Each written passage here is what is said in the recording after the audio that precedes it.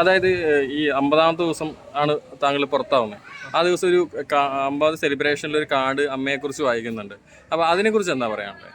അത് ഭയങ്കര ഇമോഷണലായി. കാരണം അത് കിട്ടിയപ്പം ലാലേട്ടൻ തുറക്കരുതെന്ന് പറഞ്ഞു. പക്ഷെ ഞാനത് നോക്കിയപ്പോൾ തന്നെ ഞാൻ അതിൽ വേർഡ്സ് കണ്ടു. അപ്പോഴേ ഞാൻ കരച്ചിൽ തുടങ്ങി. പിന്നെ അത് വായിക്കാൻ ഭയങ്കര എൻ്റെ വാക്കുകളൊക്കെ ഇടറുന്നുണ്ടായിരുന്നു. ബിക്കോസ് എനിക്ക് ഇമോഷൻ, ഞാൻ ആദ്യം പറഞ്ഞു ഞാൻ വായിക്കില്ല, ഞാൻ കത്ത് വായിക്കില്ല. അതൊക്കെ അവർ കട്ട് ചെയ്ത് കളഞ്ഞു. ഞാൻ പറഞ്ഞു ലാലേട്ടൻ എനിക്ക് വായിക്കാനുള്ള ശക്തിയില്ല. അവസാനം ലാലേട്ടൻ പറഞ്ഞത് എന്തായാലും വായിക്കണം എന്ന് പറഞ്ഞിട്ടാണ് ഞാൻ വായിച്ചത്. ഫുള്ള് കരഞ്ഞു തീർത്തു ആദ്യം, എന്നിട്ടാണ് ഞാൻ അത് വായിക്കുന്നത്. അപ്പം അത് ഭയങ്കര ഇമോഷണലായി. അമ്മ എന്നോട് ഡയറക്റ്റ് പറയാൻ പറ്റാത്തത് ഒരു ഷോയിലൂടെ ഫുള്ള് പറഞ്ഞു. വളരെ ഹാപ്പി. അതിൽ കിട്ടിയ ഏറ്റവും വലിയ ഗിഫ്റ്റ് ആണ് ആക്ച്വലി. ചേച്ചിയുടെ ഒക്കെ സപ്പോർട്ട് എങ്ങനെയുണ്ടായിരുന്നു? ചേച്ചി ഭയങ്കര സപ്പോർട്ടീവാണ്. ചേച്ചി ഇപ്പോഴും സപ്പോർട്ടീവാണ്. ഏറ്റവും കൂടുതൽ സപ്പോർട്ടീവ് ചേച്ചി കൂടെ ഉണ്ടല്ലോ. ഉണ്ട്. വിളിക്കാമല്ലോ.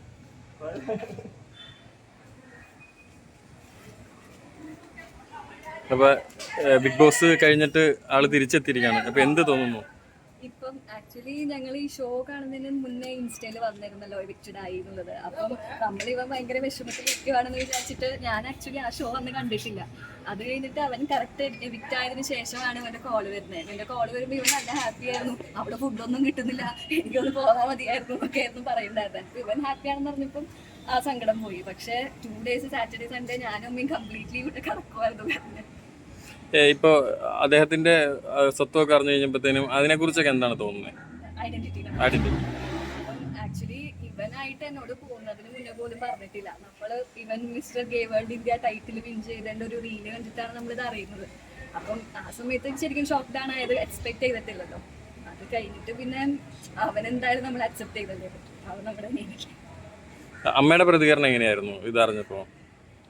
അമ്മ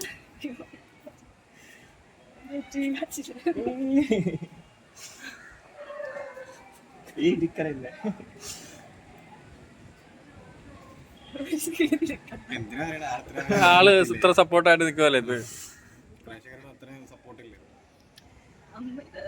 ബർത്ത്ഡേ ആണെന്നാണ് അമ്മ അത് അറിയുന്നത്. അമ്മ ഭയങ്കര കൺഷ്യനായിരുന്നു.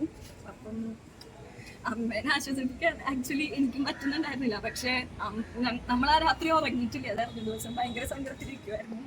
ഇവനോട് വിളിച്ച് ചോദിച്ചു കഴിഞ്ഞാൽ ഇവന് ഒറ്റക്കാണ്, ഇവൻ എന്തെങ്കിലും ചെയ്തു പോകുമെന്നുള്ള പേടി കൊണ്ട് നമ്മളതൊന്നും ചോദിച്ചില്ല. പക്ഷെ 1-2 ദിവസത്തിനുള്ളിൽ തന്നെ അമ്മ ഭയങ്കരമായിട്ട് അക്സെപ്റ്റ് ചെയ്ത് ഭയങ്കര നോർമലായി. അപ്പം അമ്മ അങ്ങനെ അക്സെപ്റ്റ് ചെയ്ത് ഞാൻ ഒരിക്കലും എക്സ്പെക്ട് ചെയ്തിട്ടുണ്ടായിരുന്നില്ല. അപ്പം അമ്മയുടെ ഭയങ്കര സന്തോഷം. ഇപ്പോഴത്തെ പ്രേക്ഷകരുടെ സപ്പോർട്ട് കാണുമ്പോൾ എങ്ങനെ തോന്നുന്നു? അതും ഞാൻ ആക്ച്വലി എക്സ്പെക്ട് ചെയ്യാത്ത കാര്യമായിരുന്നു. കാരണം നമ്മൾ കാണുമ്പോഴാണ്, ഞാൻ ലൈവ് കാണുന്നതാണല്ല, കാരണം ഞാൻ വർക്ക് ചെയ്യുന്നുണ്ട്, വൈകുന്നേരം വന്നിട്ട് എപ്പിസോഡേ കാണുന്നുള്ളൂ. അപ്പം നമ്മൾ ഇതിൻ്റെ ഉള്ളിൽ ഒന്നും ചെയ്യുന്നില്ലല്ലോ. അപ്പം അമ്മ ഞാൻ ഓഫീസിലേക്കും ഇങ്ങനെ ലൈവില് വീഡിയോസൊക്കെ അയച്ചു തരും. അപ്പോഴാണ് നമുക്ക് അറിയുന്നത് പെർഫോം ചെയ്യുന്നുണ്ടെന്ന്. ആദ്യമൊക്കെ കുറച്ച് നെഗറ്റീവ്സ് ഉണ്ടായിരുന്നു, ഒന്നും ചെയ്യുന്നില്ലെന്ന്. പക്ഷെ ലാസ്റ്റ് വരുമ്പോഴേക്കും ഭയങ്കര അൺഫെയർ എവിക്ഷൻ എന്നൊക്കെ പറഞ്ഞ് കണ്ടപ്പം 3 weeks ആയാലും അത്ര ഇമ്പാക്ട് ഉണ്ടാക്കിയിട്ട് വരാൻ പറ്റിയല്ലോ എന്ന് വലിയ സന്തോഷം. ഈ അച്ഛൻ ഇത് ഇപ്പോഴും അംഗീകരിച്ചിട്ടുള്ള രീതിയിൽ ഇദ്ദേഹം അതിനകത്തും പറയുന്നു. അപ്പൊ അതിനെക്കുറിച്ച് അച്ഛനോട് സംസാരിച്ചിരുന്നു ചേച്ചി? ആക്ച്വലി വീട്ടിൽ കുറച്ച് ഇഷ്യൂസ് ഉള്ളതുകൊണ്ട് അച്ഛനായിട്ട് ഇപ്പം വലിയ കോണ്ടാക്ട് ഇല്ല. പിന്നെ ഉള്ളിൽ നിൽക്കുന്ന സമയത്ത് അവനെ കുറിച്ച് നെഗറ്റീവ് അറിയാൻ താല്പര്യം ഇല്ലാത്തതുകൊണ്ട് നമ്മൾ അച്ഛനായിട്ട് ഇപ്പോൾ കോണ്ടാക്ട് ചെയ്യില്ല. അപ്പൊ എല്ലാവിധ ആശംസകളും. പ്രേക്ഷകരോട് എനിക്ക് വോട്ട് ചെയ്ത എല്ലാവരോടും താങ്ക് യു സോ മച്ച്. പിന്നെ ഇപ്പോൾ വരുന്ന കമന്റ്സ് ആയാലും കുറച്ച് പോസിറ്റീവ് വരുമ്പോൾ വളരെയധികം സന്തോഷം എന്നെ ആക്സെപ്റ്റ് ചെയ്തതിന്. അപ്പോൾ ഒരുപാട് താങ്ക്സ്. ഇനിയുള്ള ജേർണിയിലായാലും മുന്നോട്ടുള്ളതിലും ഈ ആക്സെപ്റ്റൻസും ഈ സപ്പോർട്ടും ഉണ്ടാവും. ഷോയോ ഒരിക്കൽ സ്ക്രിപ്റ്റഡ് ആണെങ്കിൽ ഞാൻ നല്ല ക്യാരക്ടർ നോക്കി എടുക്കില്ലേ? ഒരിക്കലും നമുക്ക് അതിനുള്ളിൽ കയറി കഴിഞ്ഞാൽ ഒരു കമ്മ്യൂണിക്കേഷൻ പോലും ഇല്ല. ബിഗ് ബോസ് അവിടെ എന്ത് പറയുന്നു അത് മാത്രം. ഒരിക്കലും സ്ക്രിപ്റ്റഡ് അല്ല. പുറത്തു വരുന്ന പലരും അങ്ങനെ പറയുന്നുണ്ട്. സ്ക്രിപ്റ്റഡ് ആണെന്ന് ആരും പറഞ്ഞു ഞാൻ കേട്ടിട്ടില്ല. എഡിറ്റഡ് ആണെന്ന് കേട്ടിട്ടുണ്ട്. സ്ക്രിപ്റ്റഡ് ഒരിക്കലും അല്ല. സ്ക്രിപ്റ്റഡ് ആണെങ്കിൽ ഞാൻ അതിൽ ഏറ്റവും നല്ല കഥാപാത്രത്തെ പെർഫോം ചെയ്തേ. അത് പറ്റില്ലല്ലോ. ഈ ഫ്യൂച്ചർ പ്ലാൻസ് എന്തൊക്കെയാണ്? ഫ്യൂച്ചർ പ്ലാൻസ് ഞാൻ പറഞ്ഞ പോലെ എനിക്ക് കുറച്ച് മോഡലിംഗിൽ കുറച്ചും കൂടി എക്സ്പ്ലോർ ചെയ്യണമെന്നുണ്ട്.